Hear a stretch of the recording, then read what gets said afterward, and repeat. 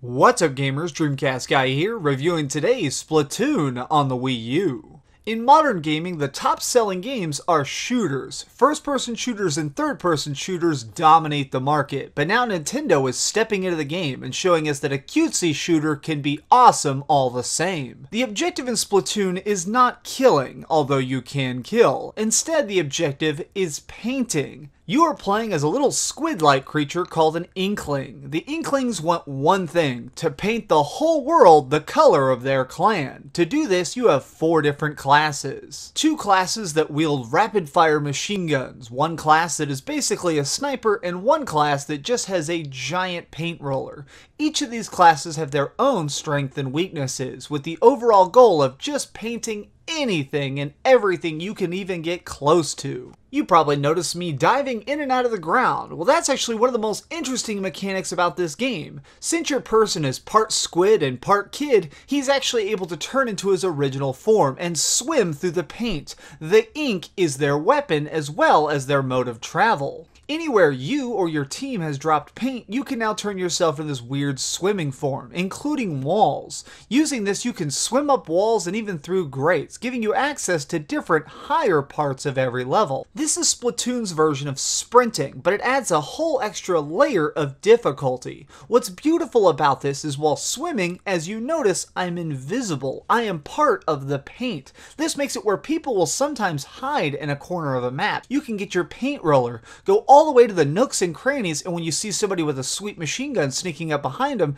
you can swim out of the area. There are 2 different aiming styles in this game, and I actually really liked both. You can either have gyroscopic aiming, where you aim the Wii U gamepad itself, using it to tilt and swivel your character. Or, if you want, you can just have standard twin stick aiming. Multiplayer is definitely the focus of this game. Playing against other players is the real strength of this title, but it does include a single player as well. Each level is a map that has some sort of puzzle, either unlocking invisible areas with your paint, or trying to sneak up on foes and take them out, utilizing weaknesses of different enemies. The single player is short and not very deep. What does help it is the hilarious writing. Every character you encounter, both in the hub world and in the gameplay, is really cutely written. Everybody seems to be on a big inside joke. You really want to learn the characters. Even shop vendors do a good job of being creative characters. Being able to customize my playable character was interesting, but I did kind of have some gripes with how the store system worked.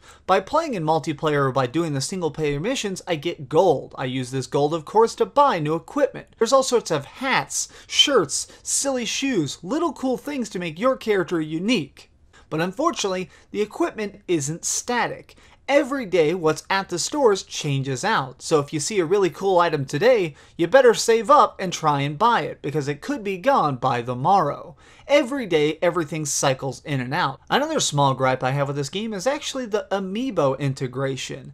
I wasn't able to get an Amiibo for this review. When I was given my review copy, they wouldn't send me anything physical. They just gave me a download code, which I understand. But unfortunately, in single player, you can only access other weapons by waving one of the Amiibos over the screen. This means that if you don't have an Amiibo for Splatoon, you'll only be using the basic machine gun during the entire single player. Again, the single player is a very small part of the Splatoon experience, but it was a bit of a letdown. Primarily, you're going to be playing multiplayer. That's what this game really does best, going against other players online in the giant Nintendo arena, although again, without voice chat, it's a little bit hard to play. A few times I was able to just get on Skype and we would absolutely steamroll. If you are able to talk, to communicate, to even have the slightest bit of coordination, you can dominate any team easily. I think the lack of audio integration was not the best idea, but I'm not going to subtract any points from Nintendo for making this choice.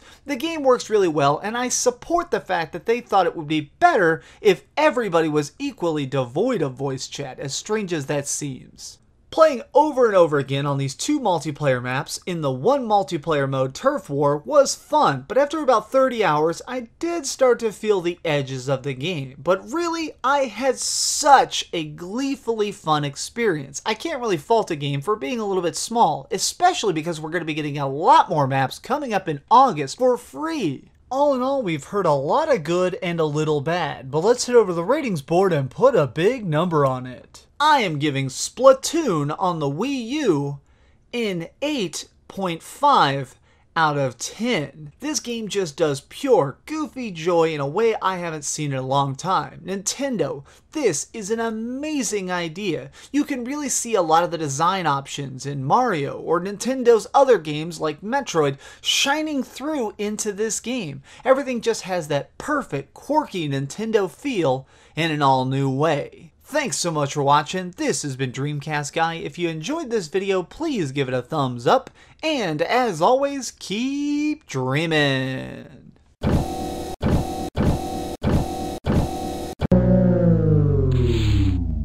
Thanks so much for watching. If you liked this video, maybe check out my last video. Please subscribe, and if you want, share this somewhere with your friends.